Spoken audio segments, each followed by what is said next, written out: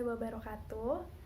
Halo teman-teman, saya Farisa Yasmin, biasa dipanggil Farisa, Ica, atau Yasmin. Saya dari Telkom University, Fakultas Komunikasi dan Bisnis, jurusan Digital Public Relations, angkatan 2019. Jadi, video ini dibuat untuk memenuhi ujian akhir semester mata kuliah Hukum dan Etika Kehumasan yang diampu oleh Ibu Amalia. Di dalam video ini, saya akan memaparkan dua materi, yaitu aspek hukum dalam opini publik dan kode etik kehumasan. Yuk disimak videonya. Oke, sekarang saya masuk ke materi yang pertama, yaitu aspek hukum dalam opini publik. Jadi, teman-teman pasti udah tahu kan apa itu opini publik. Nah, opini publik itu adalah pro dan kontra yang ada di dalam masyarakat, atau bisa dikatakan sebagai pendapat secara kolektif atau argumentasi yang dikeluarkan oleh individu atau kelompok di depan publik atau khalayak. Nah, sedangkan hukum adalah seperangkat aturan atau norma atau kaidah yang berfungsi untuk mengatur tatanan hidup masyarakat agar menjadi tertib, tentram, dan damai.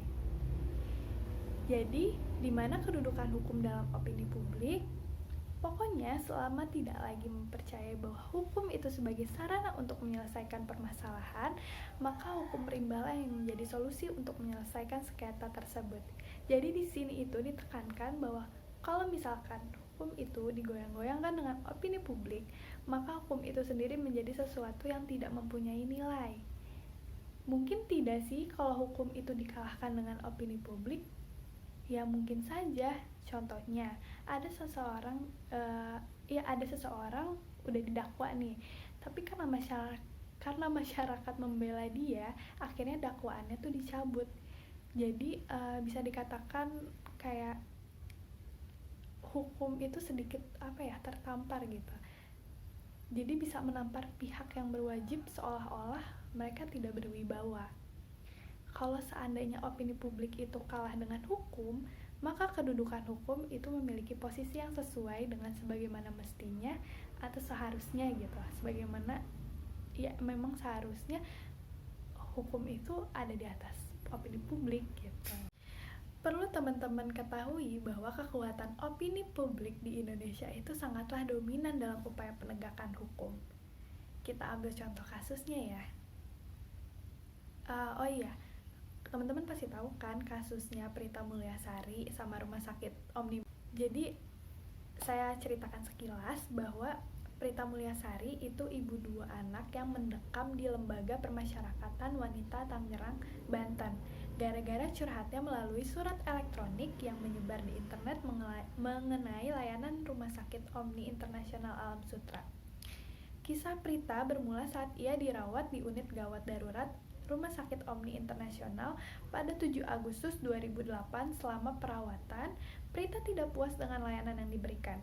Ketidakpuasan itu dituliskannya dalam sebuah surat elektronik dan menyebar secara berantai dari milis ke milis.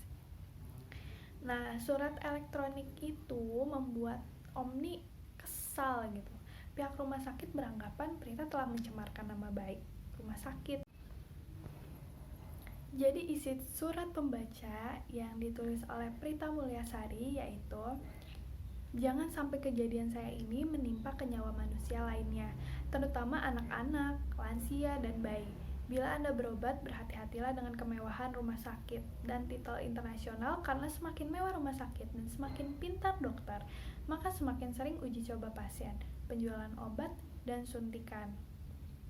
Saya tidak mengatakan semua rumah sakit internasional seperti ini, tapi saya mengalami kejadian ini di Rumah Sakit Omni Internasional, tepatnya tanggal 7 Agustus 2008 jam 20.30 waktu Indonesia bagian Barat.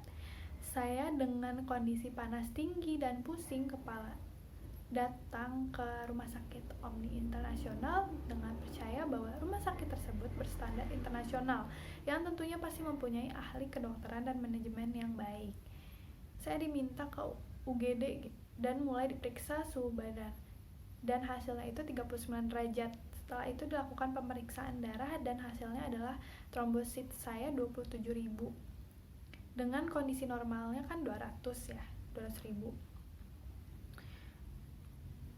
Kemudian itu diinformasikan oleh dokter I dan dinyatakan saya wajib rawat inap oleh dokter I. Kemudian keesokan paginya dokter H tuh visit dan menginformasikan bahwa ada revisi hasil lab semalam, bukan 27.000 tetapi 181.000. Kebayang gak sih maksudnya hasil revisinya tuh kenapa bisa beda jauh gitu? Terus maksudnya dengan rumah sakit sekelas internasional kenapa harus ada revisi-revisi seperti itu? Dan setiap Prita itu nanya, ini tuh sebenarnya saya sakit apa sih? Pokoknya setiap dokter itu nggak pernah ada kasih kepastian yang jelas bahwa dia itu tuh sakit apa. Mereka tuh hanya bilang bahwa dia tuh sakit demam berdarah. Terus akhirnya dia disuntik, pokoknya sampai tangannya tuh bengkak karena bekas suntikan terus kan.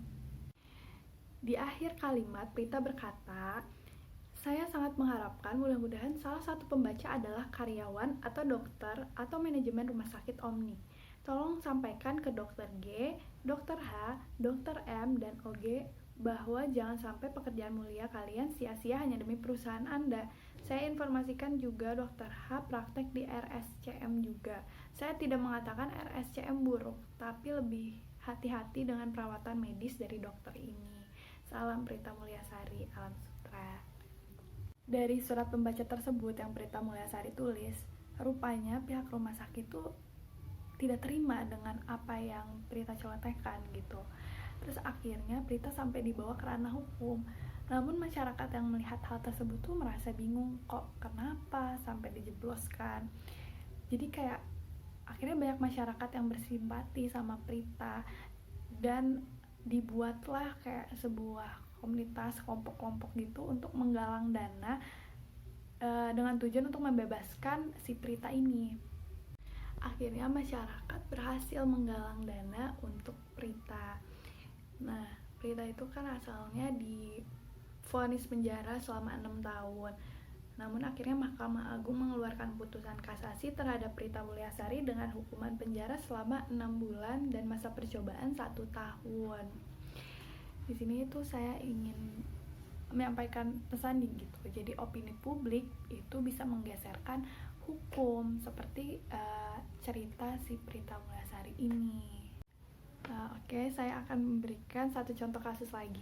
Teman-teman pasti pernah mendengar kan kayak contohnya tuh ada nenek-nenek yang mencuri buah semangka atau mencuri sendal jepit. Itu banyak banget kan kasusnya di media bertebaran gitu.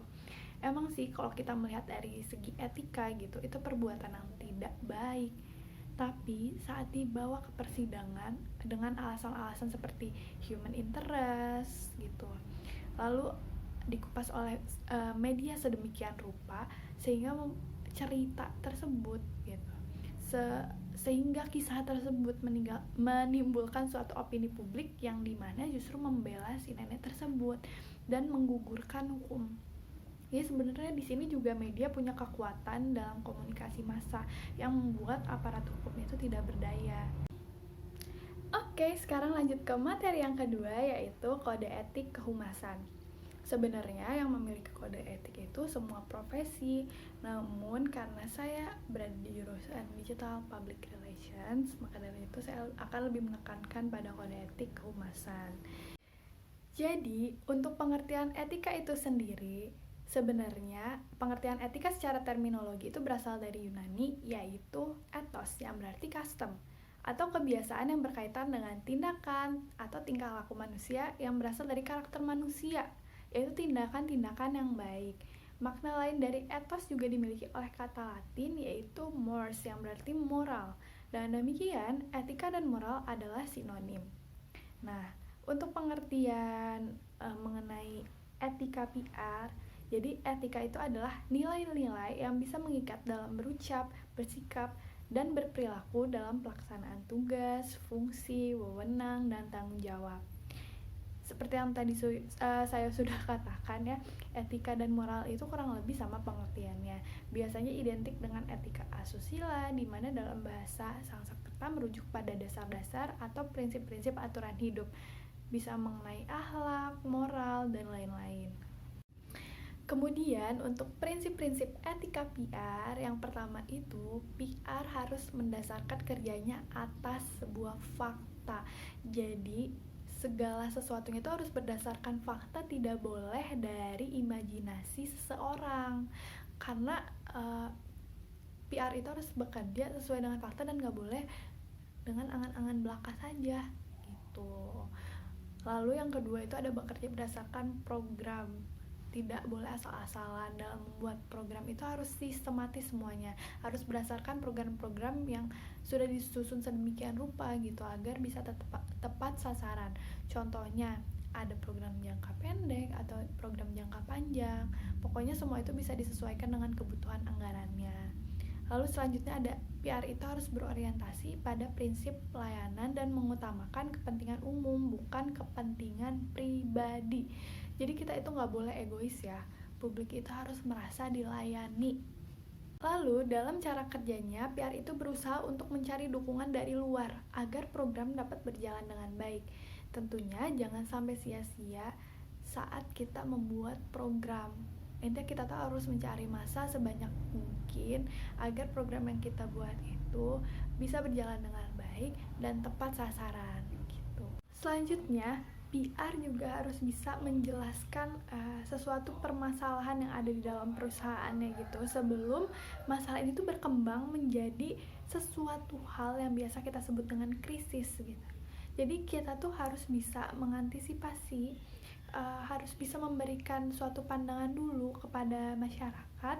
Jadi jangan sampai kayak publik itu tuh kaget sehingga dapat menyebabkan yang namanya krisis gitu. Intinya kita sebagai PR harus dapat memaparkan, memberikan sebuah penjelasan, argumen, serta pemetaan gitu agar publik itu setidaknya memiliki ya sedikit wawasan lah tentang masalah tersebut. Kemudian PR tidak lepas dari penggunaan media. Tidak mungkin kalau PR itu tidak bersinggungan dengan media.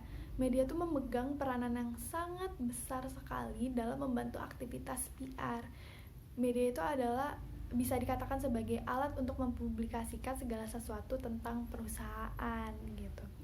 Kayak misalnya dalam press conference gitu, pasti kan banyak media-media yang meliput press conference tersebut agar pesannya itu dapat sampai ke masyarakat. Lalu PR itu harus bisa membina hubungan dengan media. Anggaplah mereka tuh sebagai teman kita gitu. Oke, cukup sekian materi yang bisa saya sampaikan. Semoga dapat bermanfaat. Terima kasih. Wassalamualaikum warahmatullahi wabarakatuh.